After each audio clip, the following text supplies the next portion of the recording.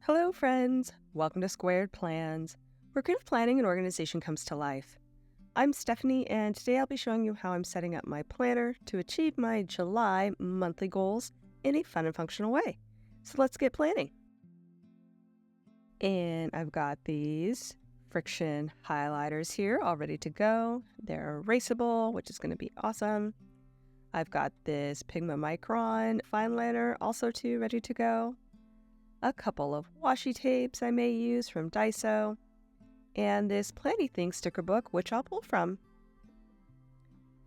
Okay, I'm going to go ahead and lay down some wax paper because I don't know exactly how these are going to work on this somewhat new layout to me.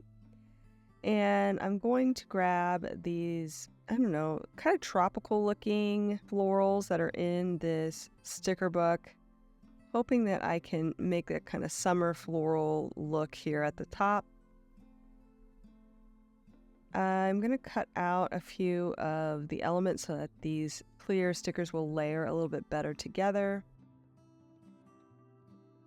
I am worried about the sticker hanging into the functional space a little bit too far, so I'm going to make some adjustments to the sticker so that I can use it here at the top, but not worry about it crowding out the functional space.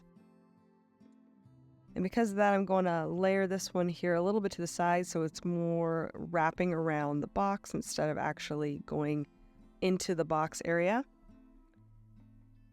And I'll be pulling in a few different floral clusters here and there, trying again to make a nice layered floral look here at the top. And I'm just using all the bits and pieces that I've already cut out from that previous one to try to enhance the floral clusters a bit more. And then I'm going to go ahead and grab a second one of those cropped border florals and again trim it out a little bit so that I can use the actual boxes to their fullest. I really wanted to get those pink florals in there, the kind of brighter pink. That's why I'm cropping out the florals that are hanging down. Otherwise, I would just push it all back and trim off the excess off the top. And now I am playing with some washi that I just picked up from Daiso the other day. I can't help but buy some new washi when I see a good set. This one was really cute. It had some craft paper colors, some almost summery blue stripes, and then this really nice script writing washi. So, of course, I'm just going to pull that in because I really want to use it. And we'll go ahead and lay that in at the top, fill in some of the gaps there. I tried a few of the other Daiso washis that I had in my stash that have a nice gradient of color, but the blue in those washis was a little too bold, and I don't really have a real strong blue in these florals, so decided against those and stick with just the script washi, adding a little bit more of an elegant feel, but still summery with the brighter colors, I feel. And down here in the corners, I'm going to try to add a little bit more decor. Even though there is some spillage into the boxes, I'm hoping that I won't need that space all the way to the bottom. So we'll just drop a few in the corners, a couple of larger florals, and maybe layer in a few extra florals as well, like a small little cluster here in the corners.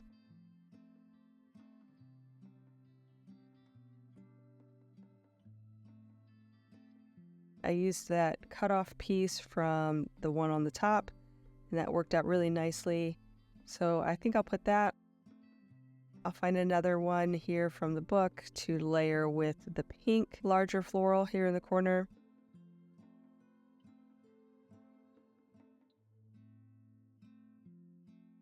And maybe a few foliage items like these leaves. Stick that in there, and so it has a little bit more of a clustery feel. And I like this one here, but it's a little bit awkward for the space. So let's maybe trim it down and use it in different areas. Thought I'd like that, but I don't really like the layering so much there, so we'll move that to the side. And then add a bit more of that script washi that I had at the top. Trying to layer it a bit with the clear floral there so that it blends into it, but doesn't show through too much behind the floral, like it's fading out into the floral. Okay, I think that's going to be good. I got a lot to write in on this sheet, so I don't want to take up too much more space with decor. We'll go ahead and move things over onto the page, starting with the top area. I already put down that washi tape so that I could layer the clear stickers over it.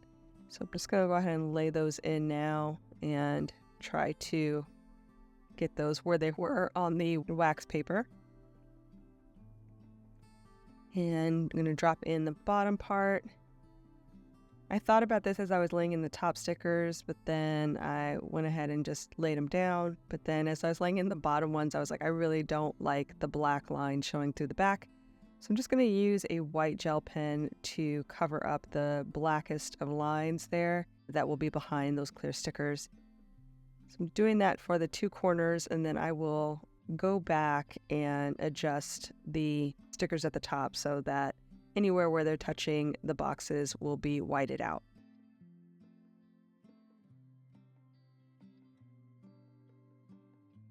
I'm going to separate the pages now so that I can do some trimming.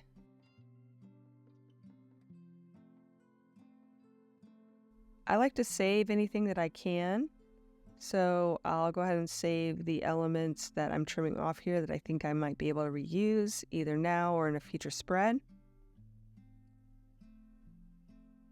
And I'll just stick them right here on the sticker sheet so that, again, I can easily access them when I need them.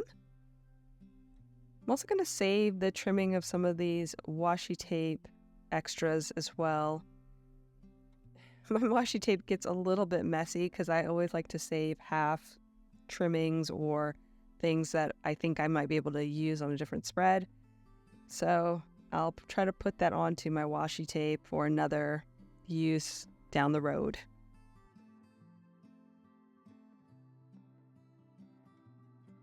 And again, just finishing out the trimming here, saving any usable pieces.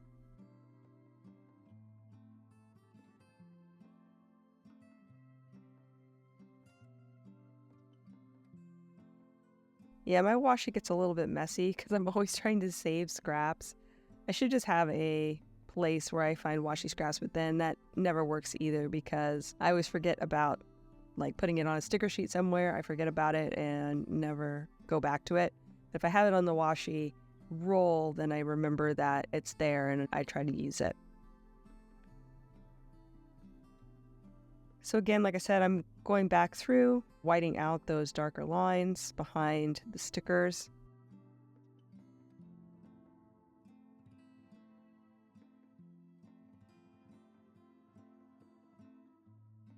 And this layout is not yet in my shop, but it will be soon. It's just a simple 4-box layout, kind of set up for 4 categories, if you will. So I'm going to be using this for my monthly goals, since that is basically how I've been using my goal overview pages all year with the one that I was using from the Happy Planner. I liked it, but I always had to reset the page because it was only set up for 2 goals. So this time we're setting it up with the 4 boxes, so it's ready to go. I don't have to customize it in any way. It's ready to go for the goals, and I can just decorate and go. Let's start off with the categories that I'm going to be tackling this month. Normally in my goal setting, I do 3 major goals a month, but I've been doing 4 because usually there is one big kind of business work goal, and then there's usually something else going on that I need to also pay attention to for the month. That's sort of like a goal. So I put both of those in, as well as the health goal and maybe the home life goal for this quarter. Those are the 3 areas of my life I'll be tackling, and that's been working out really great.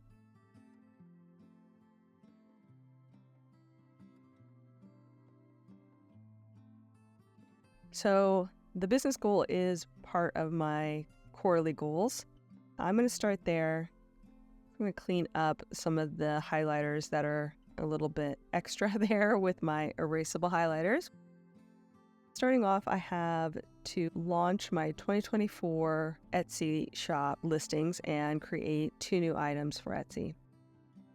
This again is part of my quarterly goals, but also a little bit of a hangover from quarter 2 and incorporating quarter 3. So first I want to wrap up my 2024 listings production, and I'm giving myself a deadline of July 9th to have those up in my shop.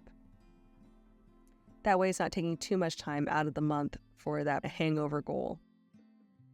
Next, I want to build or list at least 1 item each week along with the promo image that came straight from my quarterly goals as a monthly goal that I want to tackle. I also want to devote 3 to 5 hours each week to production, so that'll be for my time blocking element. I'm just going to go ahead and add a little highlighter to make this cuter. And next we're going to start with that professional goal, which is that kind of smaller work goal that I will have for the month. And this is not part of my quarterly goals, but it's something that I know will be calling my attention. And so I have to keep up with my freelance production schedule. I know it's going to be a busy month of freelance. I want to do as much in advance as possible. So I'm setting at least 2 hours per week just on advance work that I can do. I also need to plan for those feast or famine weeks where it's going to be weeks where I'm just inundated with work, and then there may be a week or 2 where I don't have any or as much work, and then adjust my time blocks accordingly related to all my goals. Also, I need to prioritize my projects over my daily tasks as needed when those feast weeks come through. Just got to be able to let things go and move on. Finally, I need to be better about requesting deadlines from my clients so I can better schedule out my tasks. That is my professional goal. Go ahead and add a little bit more color here and get started on my health goal, which is to lose 5 pounds this month through fasting and nutrition. Again, this came straight from my quarterly goals. The idea here is to keep fasting, so maintain my 1 meal a day fasting schedule. Also, too, I need to stock up my fridge with healthy produce. It's been a bit of a challenge, so I'm going to try to actually schedule in this block each week so that it doesn't get forgotten about or just ignored. Also, too, I need to try to eat 3+ servings of veggies daily and replace my sugary desserts with at least 1 serving of fruit daily to help me kind of wean off of those added sugars. And finally, I have my home life goal, which is to basically purge our house in preparation for our move. So I need to go through and just start cleaning out all of the major areas in our house, reviewing, sorting, and tossing at least 1 zone area per week. I also need to really set aside time each week. So my plan is to schedule 6 hours each week, usually on Sundays, to tackle this zone purge. And then finally, I need to prep the boxes for sorting and plan my donation trips as well so that we can just get everything moving along smoothly. So that's it for my monthly goals, and as you can see, it worked out pretty well as far as how it lays out on this page. So the next page is where I break things down into my weekly tasks and add in those goal tasks each week so that they get tackled. And I usually set up 1 week at a time, and then at the end of that week, I will set up the following week. So I have week 1, which is from the 3rd to the 9th here in July, to put in my filming and post schedule for YouTube. Those are 3 major items that I will need to tackle and need to keep front of mind as far as my production schedule. For my goals stuff, I'm going to work on completing those 2024 listings, and I need to devote 3 to 5 hours, I think, to get those done. I also have some freelance stuff. I need to make and send some ad revisions. create and proof a postcard.